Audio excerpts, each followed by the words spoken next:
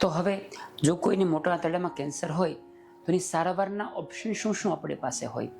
Generally જ્યારે બી કોઈ દર્દીને કેન્સર હોય ત્યારે આપણે 3 ઓપ્શન આપતા હોઈએ. કિમોથેરાપી, જેમાં ટાર્ગેટ કે ઇમ્યુનોથેરાપી પણ કિમોથેરાપીનો ભાગ આપણે ગણતા હોઈએ છીએ, એ આવી જાય. બીજો રેડિયેશન એટલે કે શેક, અને ત્રીજો આવે ઓપરેશન. ત્રણેય વિશે સમજી લઈએ કે ત્રણેયનો શું હેતુ હોય અને એમાં શું ફરક છે. કિમોથેરાપી એટલે કે દવા. જ્યારે આપણે ઇન્જેક્શન કે ટેબ્લેટના ફોર્મમાં કેન્સરના સેલ્સને મારી નાખતી દવા આપણે દર્દીને આપતા હોઈએ એને આપણે કિમોથેરાપી કહીએ. હવે એનો મેઇન હેતુ શું છે કે એ દર્દીને જ્યારે આપણે આપીએ ત્યારે આખા શરીરમાં જાય છે, એવું નથી કે ખાલી મોટા આંતરડામાં જ ગયું છે. એટલે એનો ફાયદો એવો કે ઘણી બધી વાર મોટા આંતરડામાં કેન્સર હોય, કોઈ થોડા ઘણા સેલ્સ લીવરમાં ગયા, બ્લડમાં ગયા, ફેફસામાં ગયા છે, તો એ બધાને કિમોથેરાપી દ્વારા આપણે ટેકલ કરી શકીએ અને મારી શકીએ. પરંતુ લગભગ કેસની અંદર ફક્ત ને ફક્ત કિમોથેરાપી આપવાથી કેન્સર સંપૂર્ણપણે જતું નથી. એટલે સાથે આપણે બીજી થેરાપી બી એક્સ્ટ્રા આપણે આપવી પડે. યા તો કિમોથેરાપી પછી સર્જરી કરવી પડે અથવા રેડિયેશન આપવું પડે. એકલી કિમોથેરાપીથી લગભગ કેસમાં સંપૂર્ણપણે કેન્સર મળતું નથી. હવે બીજી વાત છે રેડિયેશન એટલે કે શેક એટલે શું? તો એની અંદર અમુક સ્પેશિયલ પ્રકારના કિરણો એવા આવે છે. દર્દીને આપણે ટેબલ પર સુવડાવે, સીટી સ્કેન કરીને એ દર્દીના ટ્યુમરનું એક એક્ઝેક્ટ લોકેશન નક્કી કરીએ કે એ કઈ જગ્યાએ ટ્યુમર છે, એને રેડિયેશન પ્લાનિંગ કહેવાય. અને પછી એ કિરણો રોજ થોડા થોડા પ્રમાણમાં આપણે આપતા હોઈએ છીએ. જનરલી શિડ્યુલ એ રીતનું હોય કે અઠવાડિયામાં 5 દિવસ એ શેક આપણે આપવાનો હોય. એનું માપ હોય કેટલો ડોઝ આપવો. એ કેન્સરના લોકેશન અને કેન્સરના પ્રકાર પ્રમાણે અલગ અલગ માપ હોઈ શકે. પણ જનરલી અઠવાડિયામાં 5 દિવસ શેક આપવામાં આવે, 2 દિવસ એ કિરણો ન આપવામાં આવે. એ ફરીવાર 5 દિવસ. મોટાભાગના કેસમાં 25 કે 30 સેશન રેડિયેશનના આપતા હોય છે. એક નવી થેરાપી એવી છે જેની અંદર જે 25ને બદલે ખાલી 5 દિવસમાં તે સંપૂર્ણપણે રેડિયેશન આપી દેવામાં આવે અને શોર્ટ કોર્સ થેરાપી કહેવામાં આવતી હોય છે. પરંતુ આ જે શેક છે એ જ્યારે આપણે આપીએ ત્યારે એક ચોક્કસ હિસ્સામાં તે શેક આપણે આપતા હોઈએ. એટલે એની અસર પણ એટલા ભાગમાં થાય, આખા બોડીમાં થાય નહીં. ધારો કે મળમાર્ગના અંતિમ રસ્તા પર કેન્સર હોય અને ત્યાં આપણે શેક આપીએ તો એટલા ભાગ પૂરતું કેન્સરના સેલ્સનું ડેથ થાય, સેલ્સ ઓછા થઈ જાય. પરંતુ બાકીના શરીરમાં જો કેન્સરના સેલ્સ ગયા હોય તો રેડિયેશનથી દૂર થાય નહીં. અને ત્રીજો ભાગ છે એ ઓપરેશન છે. જનરલી ઓપરેશન જ્યારે આપણે કરીએ ત્યારે કેન્સરની જે ગાંઠ હોય તે અને એની આસપાસનું સેફ્ટી માર્જિન, એટલે કે ધારો કે કોઈને મોટા આંતરડાના વચ્ચેના ભાગમાં ગાંઠ હોય તો બંને તરફ 5 કે 10 સેન્ટીમીટર આપણે એક્સ્ટ્રા આંતરડું કાઢતા હોઈએ છીએ. આવું કાઢવાથી પાચનના પ્રોબ્લેમ થતા નથી, પરંતુ ગાંઠ અંદર છૂટી જવાના જોખમ ઘટી જતા હોય છે. બીજું એક્સ્ટ્રા ભાગ કાઢવાનો હેતુ એવો હોય કોઈ બી જગ્યાએ કે જ્યારે કેન્સર હોય ને આંતરડામાં, તો આંતરડાના એ ભાગની બ્લડની જે વેસલ્સ હોય, લોહીની નસો હોય, એની તરફ પહેલાં કેન્સર ફેલાય. એટલે આપણે ટ્યુમરની લોહી સપ્લાય કરતી દરેક નસોને કાઢવી પડે. જ્યારે આપણે લોહીની નસોને કાઢીએ ને ત્યારે આસપાસના ભાગમાં બી બ્લડ સપ્લાય ઓછી થઈ જાય. એટલે આપણે થોડો આંતરનો એક્સ્ટ્રા ભાગ કાઢતા હોઈએ. ઘણા ખરા કેસમાં ઓપરેશન કરવાથી કેન્સર સંપૂર્ણપણે જતું રહેવા ચાન્સ સારા એવા રહેતા હોય છે. પરંતુ આપણા એક ડ્રોપ એટલે કે એક ટીપા જેટલા ભાગની અંદર લગભગ 50 થી 60 લાખ કેન્સરના સેલ્સ હોય. એમાં કોઈ એક નાનકડા બી સેલ્સ રહી ગયા હોય તો એ ફરીવાર થવાનું જોખમ રહે. એટલા માટે જો કેન્સરનું સાવ શરૂઆતનો સ્ટેજ ન હોય તો જનરલી ઓપરેશનની સાથે આપણે કિમોથેરાપી કે રેડિયેશન એડ કરતા હોઈએ. જો કેન્સર મળમાર્ગના અંતિમ ભાગમાં હોય તો પહેલાં કિમોથેરાપી રેડિયેશન આપણે આપીએ અને પછી ઓપરેશન કરતા હોઈએ. બીજા પાર્ટમાં કેન્સર હોય તો પહેલાં ઓપરેશન કરી નાખીએ અને પછી કિમોથેરાપી આપતા હોઈએ છીએ. અહીંયા એક પ્રશ્ન બહુ કોમનલી દર્દી અમને પૂછતા હોય કે સાહેબ મને કેન્સર મળમાર્ગના છેલ્લા ભાગમાં છે, તમે પહેલાં ઓપરેશન કરીને ગાંઠ કાઢી આપો, પછી તમે જે બી ડોઝ આપવા હોય તે આપજો. તો અમે એવું ના પાડતા હોય. એવું કરવાનું કારણ એમ હોય છે કે જો એ જગ્યા એવી છે કે ત્યાં રસ્તો સાંકડો છે, આસપાસ ઘણા બધા સ્ટ્રક્ચર આવે, આગળ પેશાબની થેલી આવે, પેશાબની નળી આવે, પાછળ મણકા આવે, એટલે બહુ વધારે ભાગ કાઢવાનો મોકો મળે નહીં. એટલે આવા કેસમાં પહેલાં કિમોથેરાપી કે રેડિયેશન આપવામાં આવે, ઘણીવાર બંને આપવામાં આવે. ગાંઠ નાની થાય પછી જ ઓપરેશનનો રસ્તો લેવો જોઈએ, જેથી ગાંઠ ફરીવાર થવાના જોખમ ઘણા બધા ઘટી જતા હોય છે. હવે આ ત્રણમાંથી કયું પહેલાં કરવું, કયું પછી કરવું એનો નિર્ણય બહુ ટ્રિકી હોય છે. પણ મોટો એવું હોય છે કે મળમાર્ગના અંતિમ ભાગમાં કેન્સર હોય અને કેન્સર આગળ વધેલું હોય તો પહેલાં કિમોથેરાપી રેડિયેશન આપવામાં આવે. જો કેન્સર શરૂઆતના સ્ટેજમાં હોય તો સીધું ઓપરેશન કરવામાં આવે. એ સિવાયનું બાકીનું જે મોટું આંતરડું છે જેને આપણે કોલોન કહીએ, એમાં જો કેન્સર હોય તો જનરલી પહેલાં ઓપરેશન કરવામાં આવે અને પછી જરૂર હોય તો જ આપણે કિમોથેરાપી આપતા હોઈએ છીએ. રેડિયેશનની જરૂર પડતી નથી. જો દર્દીનું કેન્સર બોડીમાં ફેલાઈ ગયેલું હોય અને ઓપરેશન કે સંપૂર્ણપણે રોગ મટે એવું શક્ય ન હોય તો એવા કેસમાં આપણે એને ખાલી કિમોથેરાપી આપતા હોઈએ છીએ જરૂરના પ્રમાણમાં. હવે અહીંયા એક અપવાદરૂપ ઘટના છે. મોટા આંતરડાનું કેન્સર જો લીવરમાં ફેલાયેલું હોય તો આપણે સ્ટેજ 4 ગણીએ, છતાં પણ આવા કેસમાં ઓપરેશનથી સંપૂર્ણપણે ગાંઠ નીકળી જાય અને દર્દી સાવ સારા થઈ જાય એવા ચાન્સ મળતા હોય છે. 100% દરેકમાં ન થાય પણ સારા એવા કેસમાં આપણે કરી શકતા હોઈએ છીએ. એથી સ્ટેજ 4 હોવા છતાં પણ આટલા ભાગ પૂરતું આપણે ઓપરેશન અને કિમોથેરાપીથી દર્દીને સંપૂર્ણ સારું કરી શકીએ. જો આ કેન્સર હાડકામાં, ફેફસામાં ફેલાયેલું હોય તો સંપૂર્ણપણે સારું થવા ચાન્સ બહુ ઓછા હોય છે. હવે એક અંતિમ ભાગ છે, મોટા આંતરડાનું કેન્સર જો સંપૂર્ણપણે બોડીમાં ફેલાઈ ગયેલું હોય તો શું કરવું? તો એવા કેસમાં અમે એવું કહીએ કે જો દર્દીની કન્ડિશન સારી હોય, હરતા ફરતા હોય, તમે 1 કે 2 કિમોથેરાપીના ડોઝ અપાવી જુઓ. દર્દીને સારું લાગે તો તમે ડોઝ શરૂ રાખો, નહીં તો દવા બંધ કરી દો. આવા કેસમાં આપણો હેતુ દર્દીનો રોગ સંપૂર્ણપણે જાય એવો શક્ય નથી હોતી, એટલે એ હેતુ આપણો નથી હોતો. આપણો હેતુ દર્દી હવે હેરાન ન થાય. જો રોગ સંપૂર્ણપણે આપણે દૂર નથી કરી શકતા તો દર્દીનો અંતિમ સમય ઓછામાં ઓછા દુખાવાથી રીતે એ ફેમિલીની સાથે રહે, ઓછામાં ઓછો હોસ્પિટલમાં રહે એવો હોય છે. તો એવા કેસમાં ઓપરેશનનો કે અતિ વધારે કિમોથેરાપીનો આપણે આગ્રહ રાખવો નહીં જોઈએ. મોટા આંતરડાના કેન્સરમાં જે ઓપરેશન છે તે દૂરબીનથી કરાવવું જોઈએ, ઓપન કરાવવું જોઈએ કે રોબોટથી કરાવવું જોઈએ? તો પહેલી વાત, ઓપરેશન કઈ રીતે થાય એ મહત્વનું નથી. વધારે મહત્વનું છે કે જે કેન્સર છે તે અને એની આસપાસનો જે ભાગ એક્સ્ટ્રા કાઢવાનો છે એ બધો સંપૂર્ણપણે નીકળી જવો જોઈએ. એ પહેલી આપણી પ્રાથમિકતા હોય. મોટાભાગના કેસમાં આ વસ્તુ ઓપન અને દૂરબીન એ બંનેથી શક્ય બનતું હોય છે.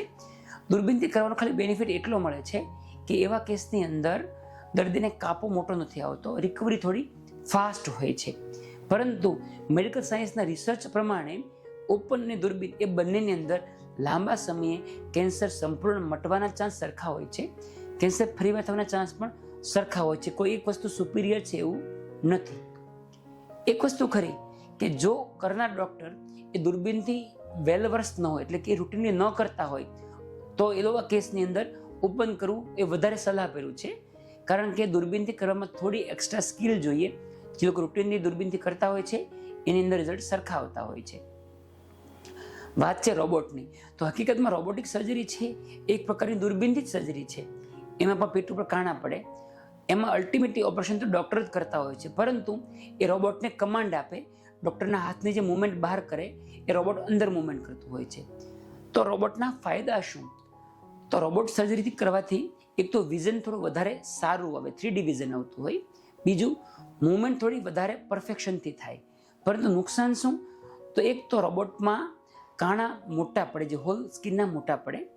બીજી વસ્તુ, રોબોટના ઇન્સ્ટ્રુમેન્ટમાં અમુક રિસ્ટ્રિક્શન, દરેક પ્રકારના ઇન્સ્ટ્રુમેન્ટ રોબોટ માટે શક્ય નથી હોતા, અથવા ઘણીવાર એટલા કોસ્ટલી હોય છે કે બહુ ઓછા લોકો એ ઇન્સ્ટ્રુમેન્ટ વાપરતા હોય છે. અને ઘણી બધી વાર એવું થતું હોય કે ભલે ઓપરેશન રોબોટથી થતું હોય પણ અમુક ક્લિપ્સ હોય, સ્ટેપલર હોય, એ બધું લોકો સાથે હાથથી કરતા હોય, જે આપણે લેપ્રોસ્કોપીમાં કરતા એ રીતે કરતા હોય છે, સંપૂર્ણ રોબોટથી કરતા નથી. રોબોટની અંદર પણ એ જ સત્ય છે, જો કરનાર વ્યક્તિ એ રૂટીનલી કરતા હોય તો રોબોટ સારું છે. જો ક્યારેક રોબોટથી માણસ ઓપરેશન કરતા હોય તો દૂરબીનવાળું ઓપરેશન વધારે બેટર હોય છે. રોબોટથી, દૂરબીનથી અને ઓપન સર્જરીની અંદર બાકી બધા જે રિસ્ક હોય છે ઓલમોસ્ટ સરખા હોય છે. કોમ્પ્લિકેશનના રિસ્ક, બ્લીડિંગના રિસ્ક, કેન્સર ફરીવાર થવાના રિસ્ક એ મોડેલિટી પ્રમાણે અલગ અલગ હોતા નથી. એ ડૉક્ટરના અનુભવ પ્રમાણે અલગ હોઈ શકે છે. જેનો અનુભવ વધારે હોય એ કામ એ વધારે સારી રીતે કરી શકતા હોય છે.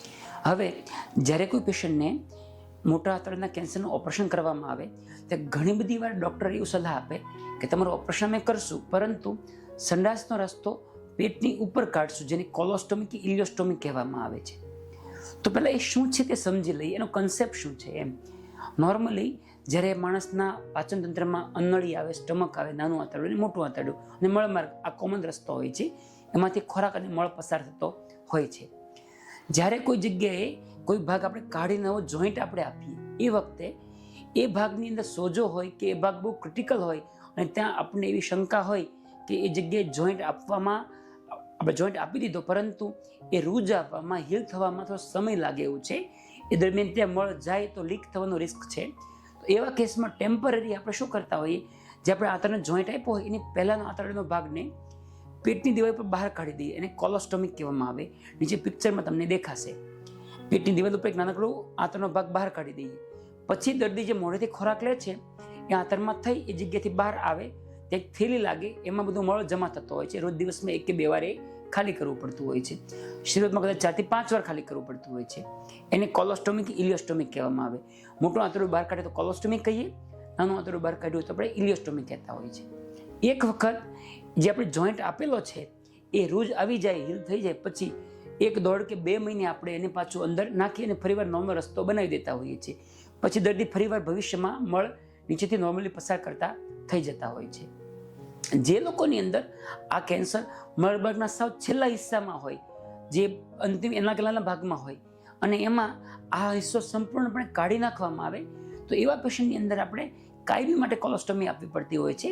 કારણ કે મળમાર્ગનો જે છેલ્લો ભાગ છે એમાં લેટ્રિનને રોકવા માટેના મસલ્સ હોય, જેને અમે સ્પિન્ક્ટર કહેતા હોઈએ.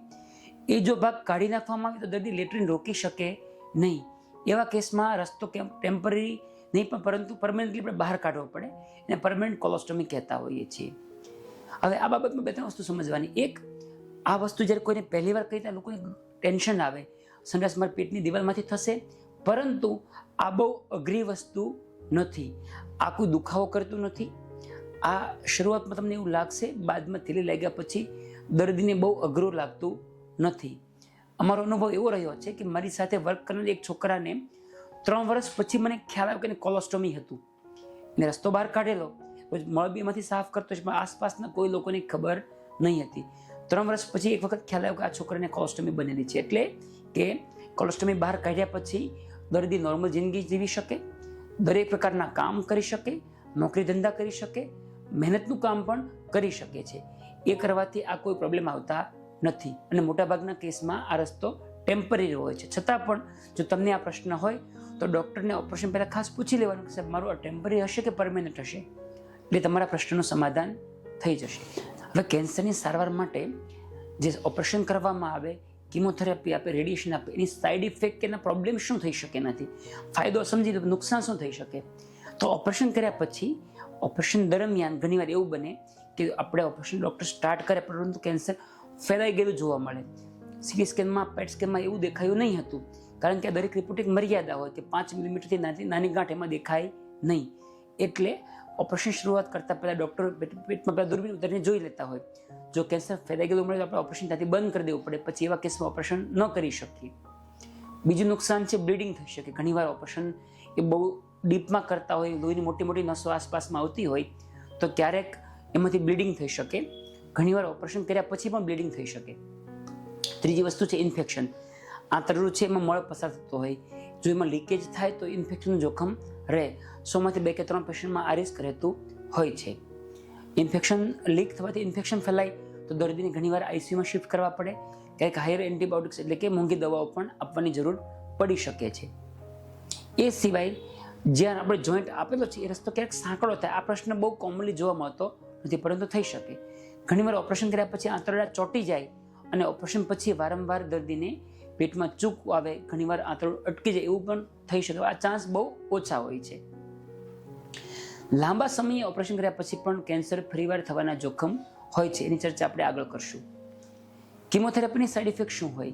તો કિમોથેરાપીના ડોઝ થોડા હેવી હોય, એ શરીરના દરેક ભાગમાં જતા હોય, તો દર્દીને ઓપરેશન દરમિયાન પેટમાં દુખાવો પડે, બેચેની લાગે, ગભરામણ થાય, ઝાડા થઈ જાય, ઉલટી થાય, આ બધા લક્ષણો ટેમ્પરરી જોવા મળે.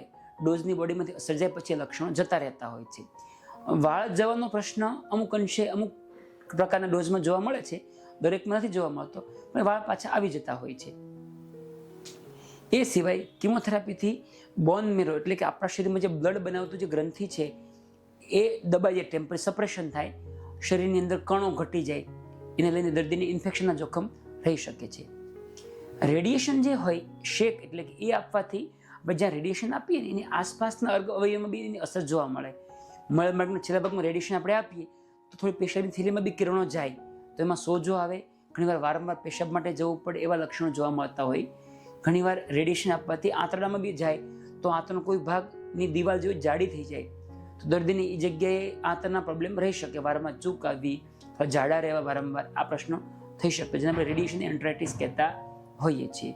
ઘણીવાર રેડિયેશન બીજા ભાગમાં જવાથી એ જગ્યાએ આંતરડું સાંકડો થઈ જાય, રસ્તો બ્લોક પણ થઈ શકે. તો એવા કેસની અંદર ફરીવાર ઓપરેશન કરી એ ભાગને કાઢી નવો જોઈન્ટ આપણે આપવો પડે છે. તો હવે છેલ્લે લોકોને એવો પ્રશ્ન હોય, બધી થેરાપી તો કરાવીએ, પછી કેન્સર ફરીવાર થઈ શકે? તો થઈ તો દરેક કેસમાં થઈ શકે, પણ એના ટકાવારી અલગ અલગ હોય. સ્ટેજ 1 હોય તો લગભગ 90-95% કેસમાં કેન્સર ફરીવાર થતું નથી. જો સ્ટેજ 2 હોય તો આ ચાન્સ 20%ની આસપાસ હોય. ત્રીજા સ્ટેજની અંદર આ કેન્સરનું ફરીવાર થવાનું ચાન્સ 40%ની આસપાસમાં હોય. પણ આ બધા રફ એસ્ટિમેશન છે. ફરીવાર થવા માટે સ્ટેજ ઉપરાંત કેન્સરનો પ્રકાર કયો છે એના આધારે નક્કી થાય. એ સિવાય દર્દીની ઇમ્યુનિટી કેવી છે, એ સિવાય દર્દીની માનસિકતા કેવી છે, ઘણા બધા કારણો હોઈ શકે ફરીવાર થવાના. અને ઘણી બધી વાર એવું બને કે ગાંઠ ફૂટી ગઈ છે ઓપરેશન દરમિયાન તો પણ કેન્સર ફરીવાર થઈ શકે છે. પણ મોટાભાગના કેસમાં રિઝલ્ટ બીજા કેન્સર કરતાં ઘણા સારા આવતા હોય છે. આ કેન્સરનું ઓપરેશન થઈ ગયું, કેમોથેરાપી લેવા ગઈ, હવે શું ધ્યાન રાખવાનું? તો 2 વસ્તુનું. એક, કેન્સર ફરીવાર જો થાય તો એના લક્ષણો જાણી રાખવા જોઈએ કે ફરીવાર તો થઈ જ શકે. તો ઝાડામાં ફરીવાર બ્લડ આવવાનું શરૂ થાય, ફરીવાર વારંવાર ઝાડા જવાનું શરૂ થાય. શરૂઆત ઓપરેશન પછી થોડા ટાઈમ આ વસ્તુ રહી શકે, પરંતુ તમને ઓપરેશન પછી સાવ સારું હોય અને અચાનક ફરીવાર વારંવાર ઝાડા જવું પડે, ઝાડામાં ફરીવાર બ્લડ આવવા માંડે, પેટમાં ચૂક આવવા માંડે, તો ડૉક્ટરનો સંપર્ક કરવો જરૂરી. ફરીવાર થયું જેવું જરૂરી નથી, પણ એકવાર ડૉક્ટરનો સંપર્ક કરવો જોઈએ. બીજી વસ્તુ, કંઈ પણ લક્ષણો ન હોય તો પણ રેગ્યુલર ડૉક્ટર પાસે ફોલોઅપમાં જવું જોઈએ. દર 6 મહિને CEAનો રિપોર્ટ આપણે કરાવતા હોઈએ. શરૂઆતમાં 6 મહિને અને પછી દર વર્ષે CT સ્કેન કરાવતા હોઈએ અને દર વર્ષે કોલોનોસ્કોપી કરાવતા હોઈએ. પહેલાં 5 વર્ષ સુધી આ કરવું ખૂબ જ જરૂરી છે. જો 5 વર્ષમાં ફરીવાર નથી થયું તો આગળ જઈને આ જોખમ રહેતું નથી. પરંતુ જેને ફેમિલીમાં હોય, જેને ઘરના વધારે વ્યક્તિમાં કેન્સર હોય, જે લોકોની અંદર અમુક સિન્ડ્રોમ હોય, જે મેં પહેલાં સમજાવ્યા કે એ લોકોના જીન્સમાં કે DNAમાં અમુક ડિફેક્ટ હોય, મ્યુટેશન્સ હોય, એ લોકોને ભવિષ્યમાં બી આ વસ્તુનું ચેકઅપ વારંવાર કરાવવું પડે. જેને કોઈ તકલીફ ન હોય તો પણ દર 3 થી 4 વર્ષે એક વખત કોલોનોસ્કોપી કરાવવી જરૂરી છે, જેથી ભવિષ્યમાં ફરીવાર કેન્સર થાય તો આપણે સમયસર ખબર પડી શકે. ઘણા દર્દી પૂછતા હોય કે સાહેબ મને કેન્સર છે, પરંતુ મારે હવે એલોપેથીને બદલે આયુર્વેદિક, હોમિયોપેથી જેવી અલ્ટરનેટિવ થેરાપી લેવી છે, તો એમાં તમે શું સલાહ આપશો? તો મિત્રો, જો દરેકનું પોતાનું વિજ્ઞાન હોઈ શકે, મારો વિષય આયુર્વેદ નથી, એટલે એના શું ફાયદા નુકસાન વિશે હું તમને બહુ સંપૂર્ણપણે માહિતી તો ન આપી શકું, પરંતુ 2 વાત કહીશ. એક, જો કેન્સર શરૂઆતના સ્ટેજમાં હોય, ઓપરેશનથી કિમોથેરાપીથી મટી શકતું હોય, તો મારી સલાહ હંમેશા એવી હોય કે તમે પહેલાં આ કામ કરાવો, જે ટાઈમ ટેસ્ટેડ છે, જે પ્રૂવન છે, જેની પાસે આપણે ડેટા છે, એ તમે પહેલાં જરૂર કરાવો. બીજી થેરાપીથી કેન્સર મટી શકે કે નહીં એ બાબતની અંદર હું 100% જવાબ ન આપી શકું, પરંતુ જે મારો છેલ્લા 25 વર્ષથી મેડિકલ ફિલ્ડમાં છું, મેં એવા એક પણ કેસ આ સુધીમાં જોયા નથી કે જેમાં કોઈએ કોઈ અન્ય થેરાપી આપી હોય, કેન્સરની ગાંઠ હોય ને સંપૂર્ણપણે જતી રહી હોય. એનો મતલબ એવો નથી કહેતો કે આવું ન થાય, થઈ શકતું હશે, પરંતુ મારા ધ્યાનમાં એટલીસ્ટ નથી. શક્ય છે બીજા કોઈ જોયું હોય અને શક્ય બનતું હોય તો એ જે તે થેરાપી કરનાર વ્યક્તિ તમને કહી શકે. મારી સલાહ એવી છે, જો રોગ સંપૂર્ણપણે મટી શકે એવી શક્યતા દેખાતી હોય તો એલોપેથીની સારવાર તમે કરાવો, એ વધારે સલાહભર્યું છે. બીજી વસ્તુ આ બાબત મારે ખાસ સમજાવવાની એટલા માટે છે કે લોકો દરેક કેન્સરને જનરલાઇઝ કરતા હોય. ઘણીવાર મને એવું કહેતા હોય કે સાહેબ મારા ફલાણા રિલેટિવને આ કેન્સર હતું ને સંપૂર્ણ એક ડોઝ લીધું સારું થઈ ગયું, ટ્રીટમેન્ટ ન કરાવીને સારું થઈ ગયું. મિત્રો, દરેક વ્યક્તિનું કેન્સર અલગ અલગ હોય છે, દરેક વ્યક્તિનું કેન્સરનું સ્ટેજ અલગ અલગ હોય છે, દરેક વ્યક્તિની ઇમ્યુનિટી અલગ અલગ હોય છે. એટલે બીજી વ્યક્તિ જે કેન્સરને જે થયું એની જે સારવાર થઈ હોય એ તમને લાગુ સંપૂર્ણપણે ન પડે, બંને રીતે ન પડે. કોઈ વ્યક્તિને સારું નથી થયું તો તમને સારું નહીં થશે, એ વસ્તુ બી ખોટી છે. અને કોઈને કંઈ સારવાર ન લેવી પડી કે ઓપરેશન પછી કિમોથેરાપી જરૂરી છતાં બી ન લીધી અને તકલીફ ન થઈ, એનો મતલબ એવો નહીં કે તમને બી નહીં થશે. એટલે અન્ય વ્યક્તિને કેન્સર થયું છે એમાંથી તમે થોડી માહિતી લઈ શકો, પરંતુ એને સીધી રીતે ફોલો કરવાની કોશિશ નહીં કરશો. એમાં નિષ્ણાત ડૉક્ટરની સલાહ લેવી એ વધારે હિતાવહ છે, વધારે સલાહભર્યું છે.